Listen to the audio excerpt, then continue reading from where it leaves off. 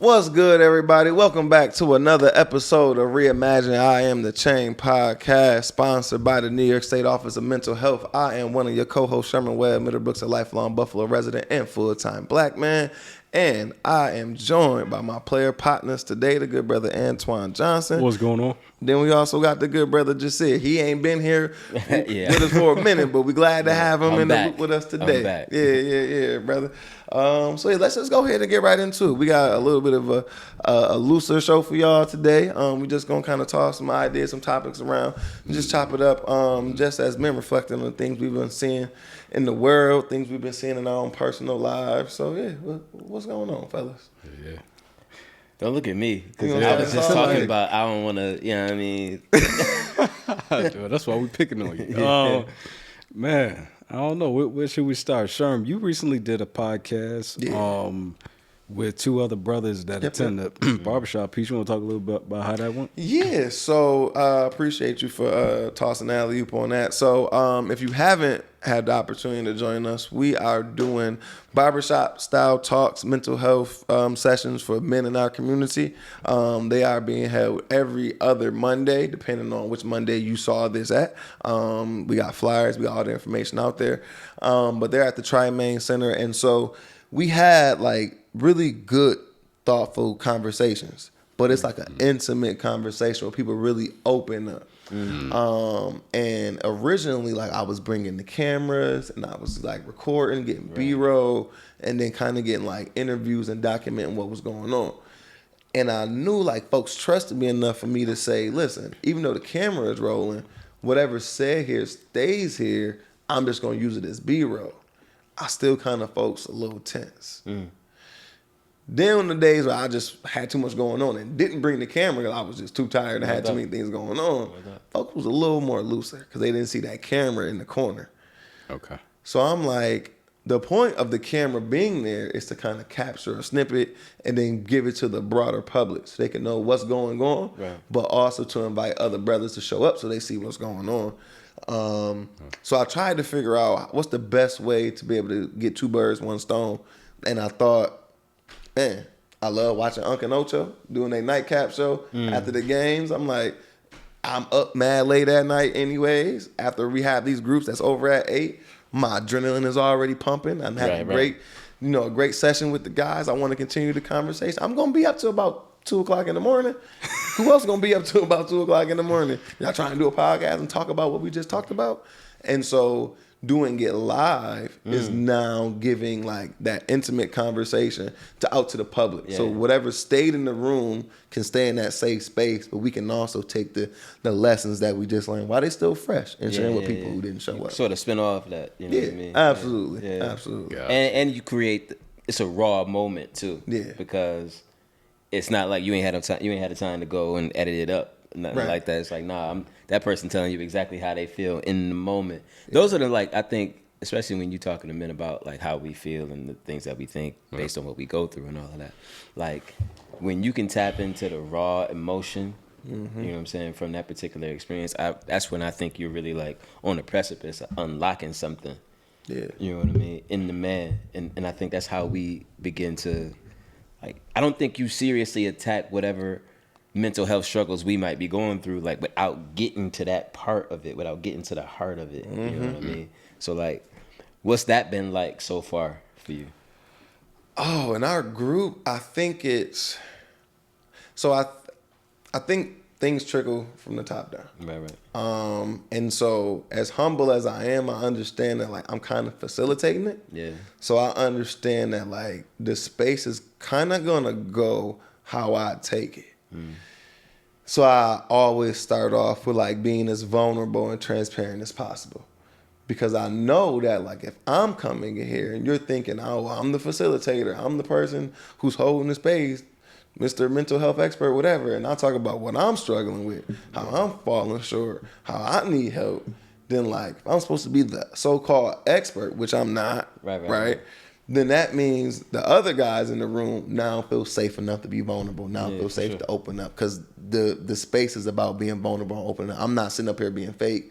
I'm not sitting up here asking questions about you and not talking about me. Yeah. So like I talk about me from a real raw, deep, transparent place, and that kind of sets the foundation for other people to show up as their authentic self too. They feel comfortable.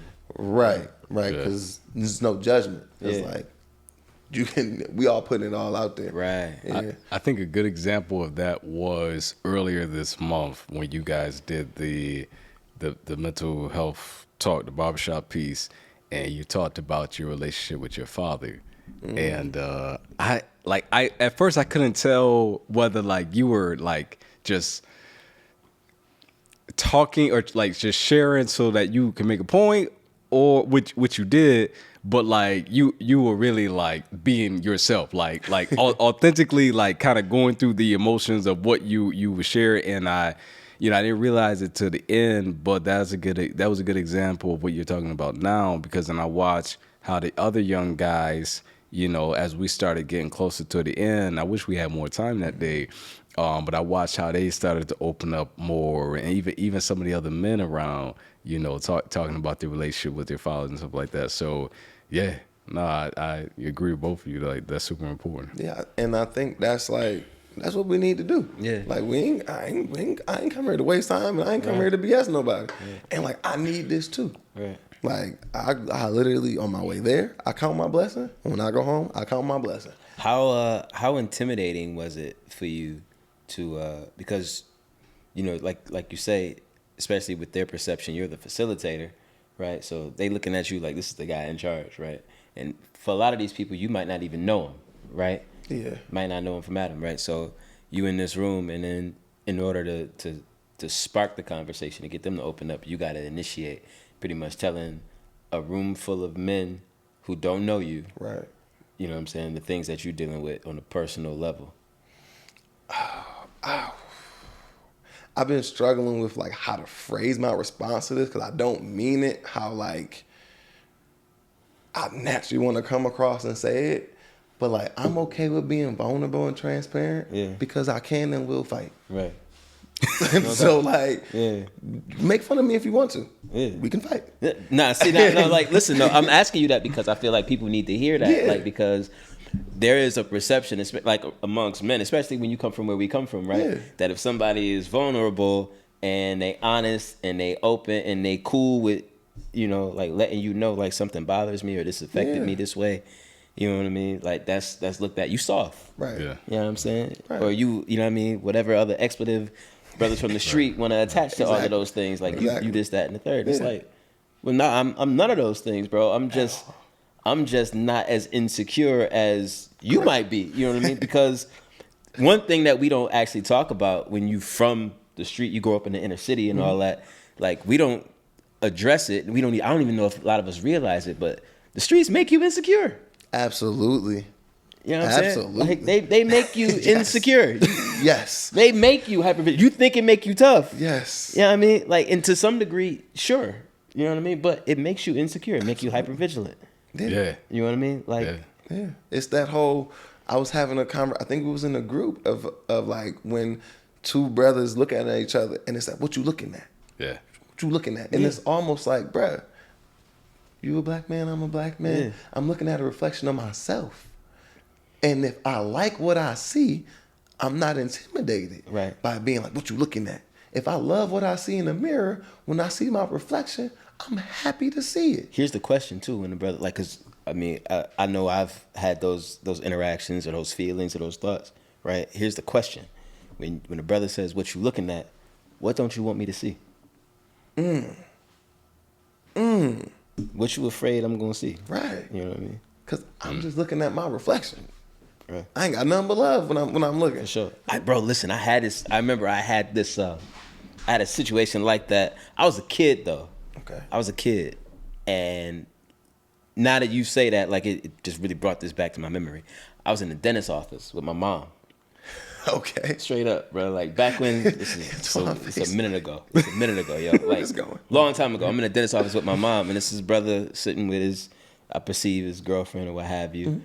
And I was looking at his gold chain and his earrings, and I'm just like mesmerized, like wow, like I want that. Now I'm probably staring at this brother, you know what I mean? And he having like a whole fit. Like I walk past him and I'm still looking. He's like, in front of my mom. What the F is you looking at? I was like, now I'm confused. I don't know what to say. I'm like, it's a grown man. I'm like, and I'm looking at my mom like, I don't think either one of us could take him. So you better not say nothing either. Yo. You know what I mean? And then like this girl is telling him like, calm down. And he's just like, nah, man, you been staring at me. Yeah. And in my mind, now I'm thinking about it as a grown man. Like, yo, dude, you was threatened by a kid. A kid. What that tell you about where we come from? Right. Yeah. You know what I mean? Wow. That's how it conditions us to think. You ready to check a kid. I was 12, 13 years old. Not even knowing that, like... I'm admiring you. Thank you. I'm admiring you. Thank you. If he'd have offered you advice about anything, you'd have took it. I'd have took it. Because you want what he got. Yeah. So you would have been willing to do whatever he did to get what he got because you want it. Yeah. Probably. If he'd have been like, what's up, little man? I probably would have been like, man, I love you. Yeah. You know what I mean? Yeah. Like, what the F is you looking at? I was like, oh my God. Yeah. And how unselfful, what, you know you got this jewelry. You know you got it all. You know you got it all. You know you in here shining. Yes. You know what I'm saying? At 2:15 Yes. on a Wednesday in the dentist's office. Yeah. Lean into it. You like my chain, little man? For real. Yeah. But you know what's so crazy about what you're saying? So like another perspective of that is, and I brought this up during one of the barbershop talks like a month or two ago, this book called Bias. I forget who it was by. But they talk about how like our brains are wired to, we compartmentalize and we associate one thing with another in terms of like just our survival mechanism. Yeah. So based on where he came from, right? Like his community, his sub community or whatever, what you were doing meant something totally different than what you thought intended it to mean. Right. Yeah. So to his justification, he was probably in a totally different place when you were looking at him from like the reality of what was actually happening when you were looking at him. Oh, for sure. You know what I'm saying? So it just blows me away how, we're socialized and our different, little subcultures or what have you. It just determines the way that we see our reality based on what's real. Right. It's crazy. Yeah. And to that point, like I remember thinking about chains. My brother had his chain back when he was in the streets before I bought his chain off of him. So I was getting that chain. I had to buy it off, but I remember I wanted to wear it. And he was like, boy, you taking the bus and train to school. Somebody gonna take your head off of this chain. And I remember after I bought the chain off of him and I was wearing it, one of the little homies in the neighborhood was like, yo, Sherman, can I wear your chain on the first day of school? And without even thinking, I'm like, boy, somebody gonna take your head off of this chain. I was like, I just said the same thing my brother said. But like that comes back from that mentality because my brother is the same person that was like, if you look like a come up, you bound to get come up on. That's a fact. Like you out here. Look, I remember seeing my brother hit like licking a dice game, maybe a few thousand, and give everybody like 100 or 2 back when nobody looking. I'm like, why are you giving their money back? He said they just plugged off of me, and I just took their money in the dice That's game. a fact. I got all their money. They gonna rob me. They gonna rob me. They gonna rob me. If I don't show love and look out. And so I was like, oh, you playing this game, but you trying to play it honorably. Because you know that like if you look like the only person who's eating, somebody's gonna want to take something off of your plate. Exactly.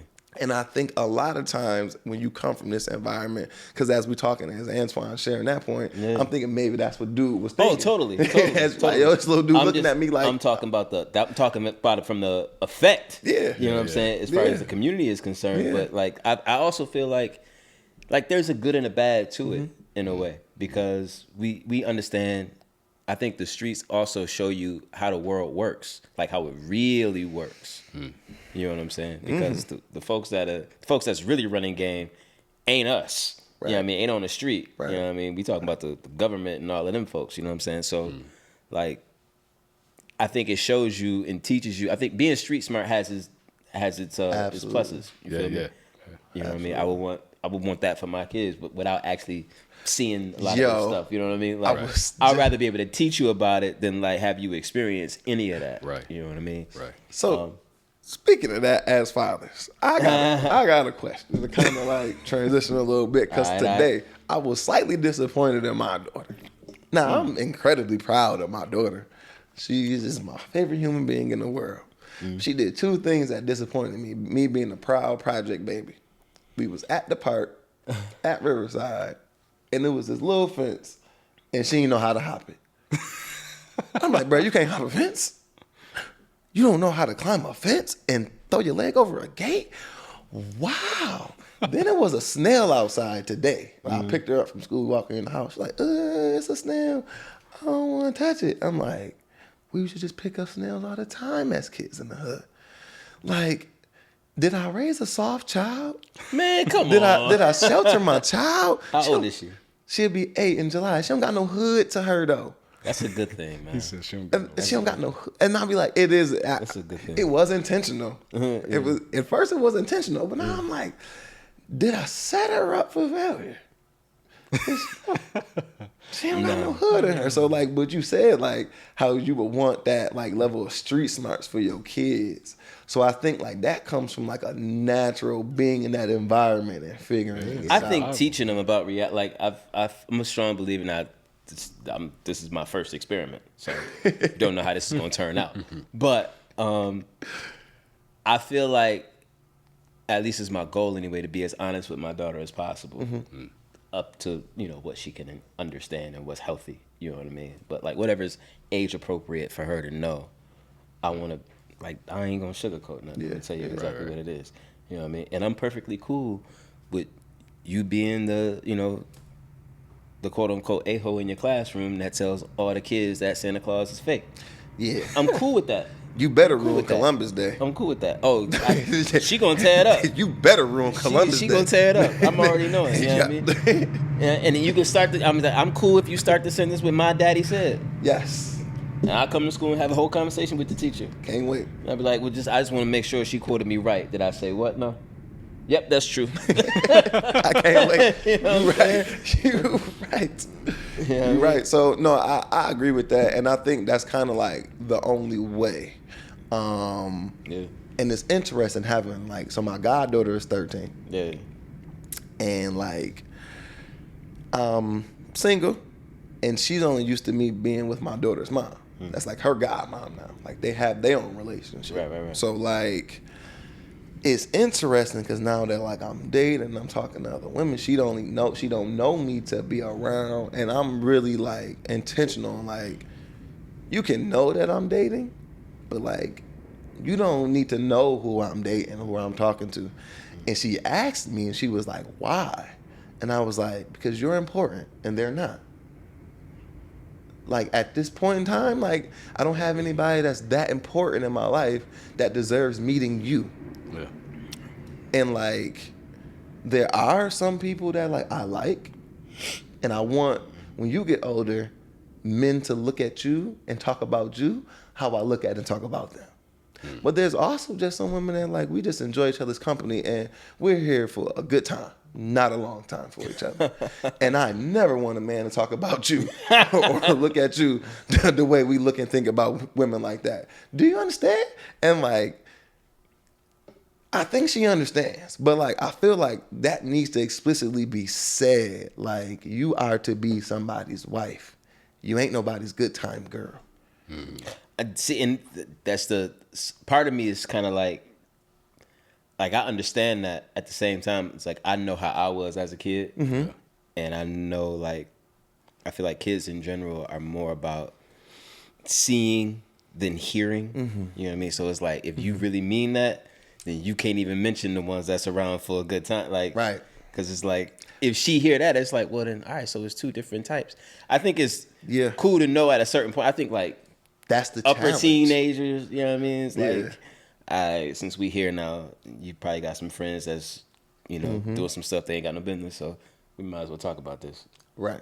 You know what I mean? And to your point, like, it's not lost on me that like I'm not married and I'm not setting that explicit example. Right. Which is why I feel like I have to overcompensate by being explicit about like, hey, look, don't go for this. You know what I'm saying? Like, please don't. And here's why. Because you're going to be dealing with somebody who is emotionally damaged, who needs to heal. And you talking about yourself? I'm talking about myself. Yeah, I'm talking about myself. Wow. And I'm explaining that to her, and like, these are the signs. Like, I know what I'm working on. I know what I'm going through, which is also why I ain't trying to sign nobody up for no relationship with this. Yo, that's why would I want to do that? Very unselfish of you. Very, yeah. And it's honest, man. Yeah. Like, it's honest. Can't nobody be mad at that. Yeah. You're making me think about, like, you know, every now and then my wife would be like, man, my parents ain't teach me, like, no game. Like, they ain't, you know, they ain't prepared me for the relationships because she, you know, she's church girl, father was a pastor and all that stuff. And, like, when she didn't go buck wild when she got to college, but she was just exposed to a lot of stuff that she wasn't exposed to, you know, went to all-girl high school, all that stuff. And, yeah, like, she talks about every now and then how she felt so unprepared. And you, like, the kind of conversations you're having with, you said your goddaughter, your niece? The one, she came to the last podcast. Yeah, I remember seeing her. Like, those are the conversations, for good, better, or worse. Yeah. It doesn't matter what your situation, like, you're being honest with her. Like, and that's, you know, I think that's part of where it starts. Now, what she does later on, it's not, like, you can't control that. But, nah, but I think you could give them the game. You can give them the game. And at some point, especially when they get older, I think we all had these moments where, you know, parents or, you know, respected elder in our family tells us something, and it's like we hear it, but it's not relevant to us yet. Yeah. You know, and then we have to mature, and time has to matriculate a little bit, and then years later, it's like, oh, light bulb. That's what you was talking about. And that's the beauty of being in my 30s now, because I'm close enough to my teens and 20s where I'm like, my dad, aunt, owe you some apologies. You was right. And now I'm like, I have to afford my kids the space and patience y'all afforded me to be able to grow, make my mistake on my own, and come back and say, you was right. And not have it be like, I told you so. And now I feel like, I shouldn't even told you was right. Like, you know what I'm saying? Like, I appreciate the folks in my family because they always giving game. And I listen, I go bump my head. And then when I come back and I'm like, you was right, they always like warm and receptive and like still able to coach me through. And like, that's the approach that I want. Like, I know, like you're saying, like, she's going to go out and make her own mistakes and make her decisions. This might be a mistake to me. It might be a choice for her.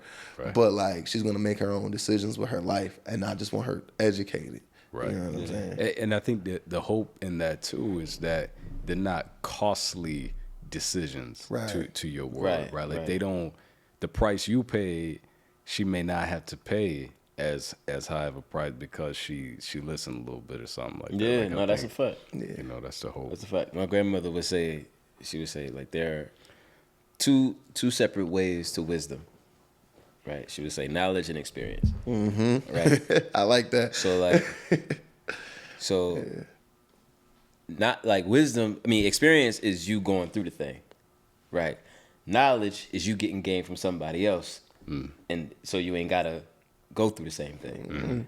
Like, a lot of us like to choose experience.